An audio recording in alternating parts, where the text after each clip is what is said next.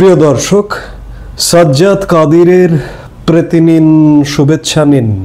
এই মুহূর্তে আপনাদের সামনে কথা বলতে এসেছি প্রধান উপদেষ্টার নিউ ইয়র্ক সফরে রাজনীতিবিদরা সঙ্গী হচ্ছেন কেন, এই প্রসঙ্গটা নিয়ে আপনাদের সামনে এই মুহূর্তে কথা বলতে এসেছি।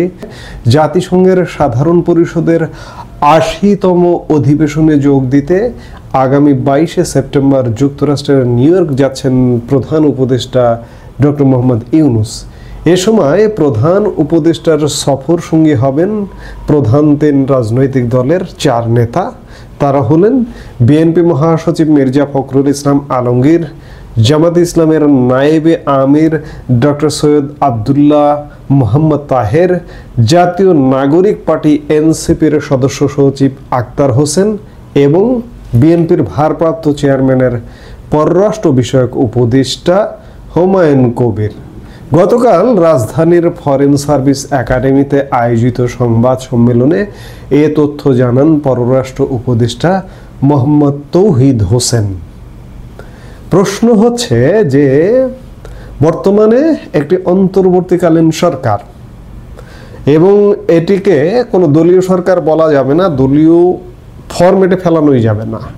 এটি একটি নির্দল, নির্দলীয়, নিরপেক্ষ, এটি হওয়া উচিত নিরপেক্ষ অন্তর্বর্তীকালীন সরকার।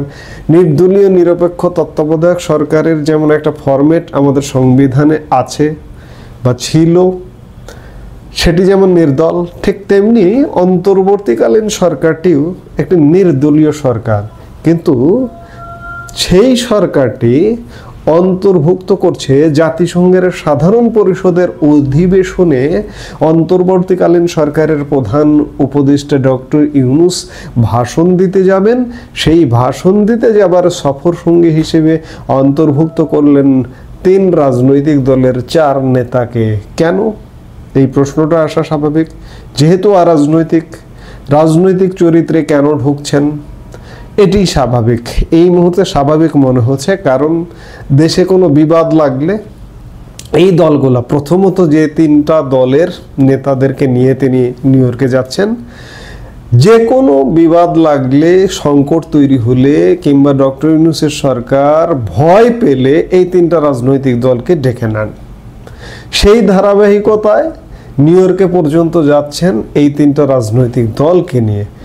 এটি খানিকটা নজিরবিহীন, এ কারণে অতীতেও আমরা বিভিন্ন সময়ে রাজনৈতিক দল ক্ষমতায় থাকতে দেখেছি এবং রাজনৈতিক দলের বাইরেও ক্ষমতায় থাকতে দেখেছি। নিশ্চয়ই জাতিসংঘের সাধারণ পরিষদের অধিবেশনে সরকার প্রধান যোগদান করেছেন, কিন্তু এরকম বিভিন্ন রাজনৈতিক দলের নেতাদেরকে নিয়ে যাওয়াটা খানিকটা ব্যতিক্রম।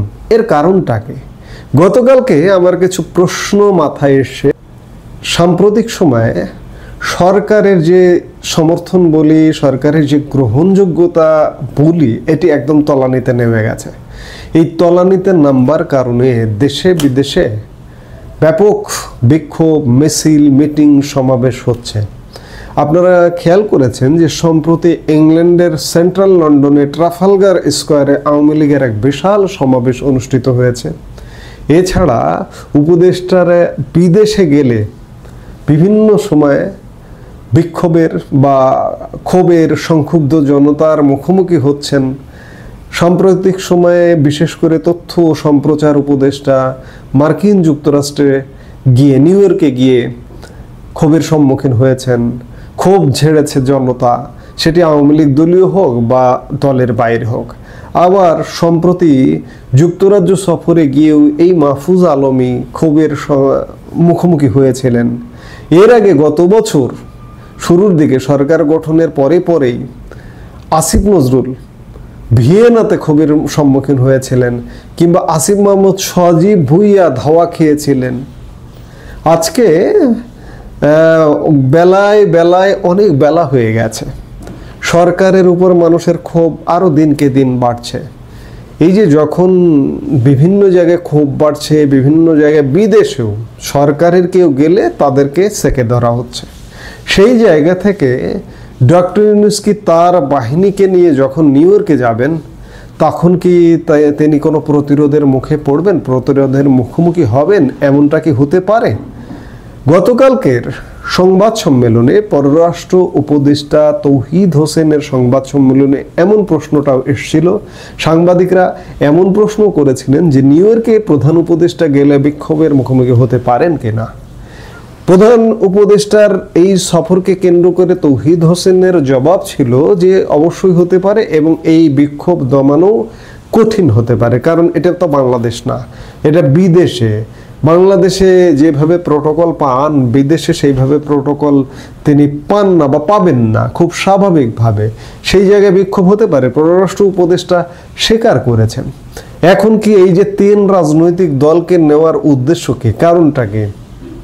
তাদের প্রবাসী রাজনৈতিক কর্মীরা ওখানে যদি আওয়ামী লীগ বিক্ষোভ করে, প্রতিরোধ করবার চেষ্টা করে, কিংবা ডিম ছুঁড়ে মারবার চেষ্টা করে, বা নানা রকম অনাকাঙ্ক্ষিত ঘটনা ঘটাবার চেষ্টা করে, এই ঘটনাগুলো প্রতিরোধ করবার জন্য কি প্রধানত বিএনপির প্রবাসী একটা কমিউনিটি আছে, প্রবাসী কমিটি আছে, বিএনপি প্রতিরোধ করবে, এই জন্য কি বিএনপি মহাসচিবকে নেওয়া হলো? কিংবা জামাতের প্রবাসী কমিটি আছে কিনা খুব একটা বড় ভাবে দেখা যায় না জামাতকে। আর এনসিপি তো আসলে নেই, মূলত বিএনপির উপর ভরসা করে। বিএনপির প্রবাসী কমিটি যাতে আওয়ামী লীগের লোকজন প্রতিরোধ করতে এলে পাল্টা ঢাল হিসেবে দাঁড়ায়, এই জন্য কি ডক্টর মোহাম্মদ ইউনূস রাজনীতিবিদদের নজিরবিহীনভাবে নিলেন এমনটা? নাকি ডক্টর ইউনূস এবং মার্কিন যুক্তরাষ্ট্র সাম্প্রতিক গত 1 বছরে নানাভাবে প্রকাশ্যে আসছে বারবার যে ডক্টর ইউনূসের প্রধান পৃষ্ঠপোষক মার্কিন যুক্তরাষ্ট্রের সাথে নেগোশিয়েট করে অনেক কিছু করে ফেলছেন বাংলাদেশে, মার্কিন কর্তৃত্ব তুলে দিতে চাইছেন বাংলাদেশে। তাহলে কি মার্কিন যুক্তরাষ্ট্রে 3টি রাজনৈতিক দলকে নিয়ে যাচ্ছেন, কর্তৃত্ব তুলে দেবার কি কোনো আলাপ আলোচনা আছেন কিনা?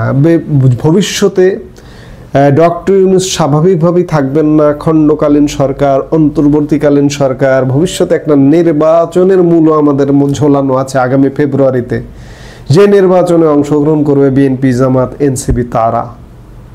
তাদের সাথে মার্কিন কর্তৃপক্ষের সাথে কি কোনো একটা বৈঠক আছে কিনা যে ভবিষ্যতে তারা আসবে, আমি যতটুকু আপনাদের পারপাস সার্ভ করে যেতে পারছি করব, তারা আপনাদের পারপাস সার্ভ করবে, এখন থেকে আপনাদের সঙ্গে একটা আন্তঃযোগাযোগ হয়ে যাক, এমনটা কিছু কিনা?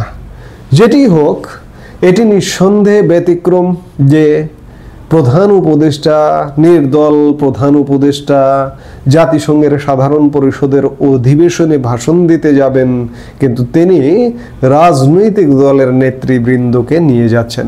সেটি লাঠিয়াল হিসেবে হোক কিংবা ষড়যন্ত্রের অংশ হিসেবে হোক, যেটি হোক না কেন, প্রধান উপদেষ্টা, নির্দল প্রধান উপদেষ্টা দলীয় নেতৃত্বকে নিয়ে এটি একটা নজিরবিহীন কাজ করলেন, তাতে কোনো সন্দেহ নেই, এবং ষড়যন্ত্রের গন্ধ অবশ্যই আছে। আমি বললাম যে প্রতিপক্ষকে প্রতিরোধ করবার জন্য যেহেতু নেতারা যাবেন, তাদের নিশ্চয়ই প্রবাসী কর্মীরা আছে, তাদের কর্মীরা পাহারা দিয়ে, বা সোজা কথা যদি আরেকটু খোলাসা করে বলি, ডক্টর ইউনূস কি আসলে বিদেশ সফরে ভয় পাচ্ছেন?